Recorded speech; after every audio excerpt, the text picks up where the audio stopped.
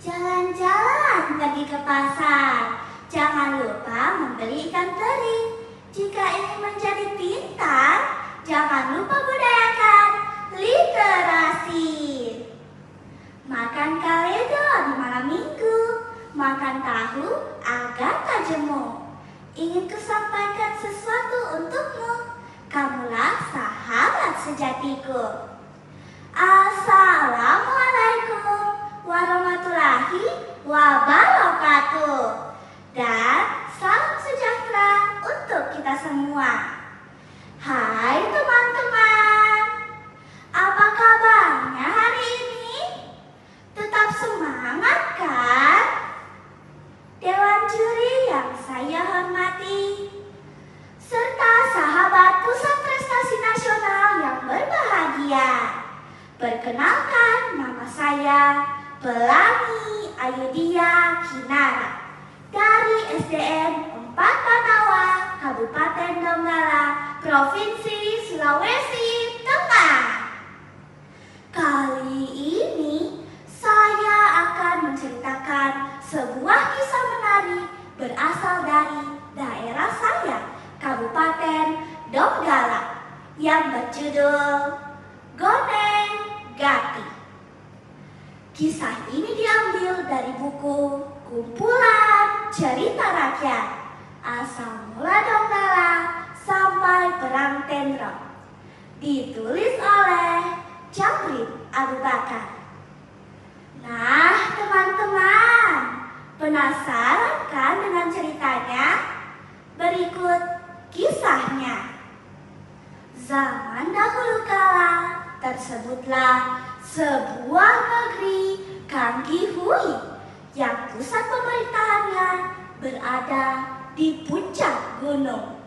Rakyatnya hidup tentram dan makmur. Kerajaan Kanggihui dipimpin oleh seorang ratu yang sangat cantik. Kecantikannya sangat terkenal ke seluruh penjuru negeri. Ratu tersebut bernama Goneng Gati. Sosoknya dikenal sangat ramah dalam pergaulan sosial. Ia merupakan ratu yang bijaksana dan memiliki pengaruh besar di tanah Kaili.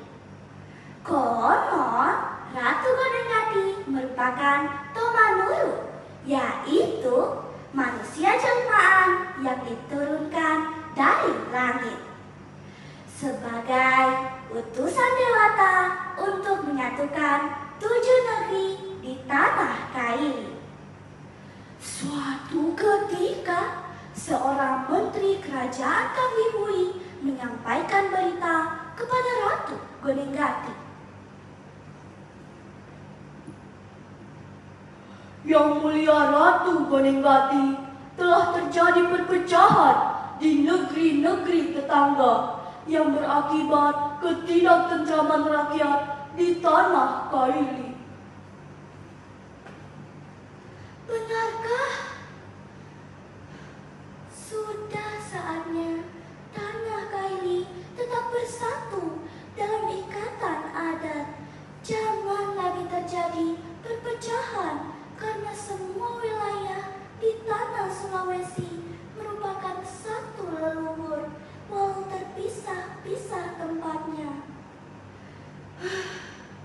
Baiklah, kuperintahkan kepada seluruh menteri kerajaan untuk menyampaikan pesan perdamaian pada rakyat hingga ke negeri tetangga.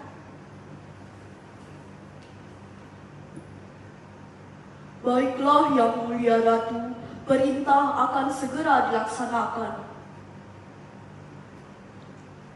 Ratu Goneng Gati terus berpikir bagaimana cara menyatukan 7 negeri di tanah Kaili. Ratu Goneng Gati walaupun seorang perempuan, tetapi ia dikenal sebagai sosok yang cerdas dan pemberani, sehingga menjalin hubungan yang baik dengan kerajaan-kerajaan di dalam dan di luar wilayah tanah Kaili. Akhirnya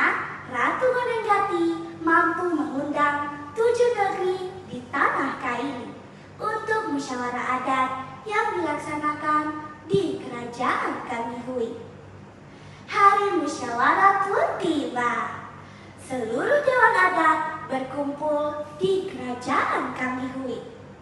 Ratu Gonenggati memimpin musyawarah adat tersebut. Baiklah, kepada seluruh dewan adat, saya ingin menyampaikan bahwa kita adalah negeri Kaili yang memiliki satu leluhur. Sampai kapanpun persahabatan dan persaudaraan tidak dapat dipisahkan oleh waktu dan wilayah, sehingga anak dan cucu kita yang akan datang tetap memiliki ikatan persaudaraan abadi. Benar apa yang dikatakan Ratu Gonenggati. Kita semua tidak boleh terpecah belah dan sebaiknya kita membuat kesepakatan yang menjadi pengikat sebagai tanda persahabatan dan persaudaraan sepanjang zaman. Setelah musyawarah itu dibuat, maka disepakatilah persaudaraan 7 negeri di tanah Kaili atau disebut dengan Pitung Gota. Pitung Gota merupakan dewan adat pemegang kekuasaan yang membantu raja dalam pemerintahan. Mereka adalah kerabat dekat raja dan merupakan orang-orang kepercayaan. Musyawarah pun berjalan dengan lancar dan damai.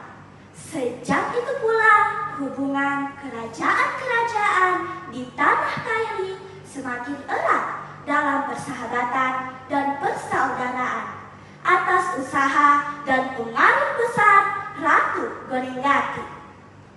Konon Ratu Gonenggati memiliki suami yang bernama Tende Langi. Ia adalah Raja Sindue yang merupakan salah satu kerajaan di tanah Kaili. Mereka memiliki beberapa orang anak, satu di antaranya seorang putri cantik yang bernama Tobelo, yang dipersunting oleh salah satu putra raja dari kerajaan Majapahit. Sehingga tanah Kaili memiliki hubungan erat dengan kerajaan Majapahit. Demikianlah cerita tentang Gonenggati, ratu yang sangat terkenal di tanah Kaili karena kehebatannya mampu menyatukan 7 negeri Kaili dalam satu persaudaraan. Pesan moral yang dapat kita petik dari cerita ini, sesungguhnya perdamaian itu adalah keindahan. Untuk menjaga perdamaian, kita harus mulai dari diri kita masing-masing. Untuk tetap damai, dibutuhkan kekuatan dan kasih sayang. Dapat menerima kekurangan dan kelebihan orang lain, serta mampu menciptakan suasana damai di saat ada yang berseteru.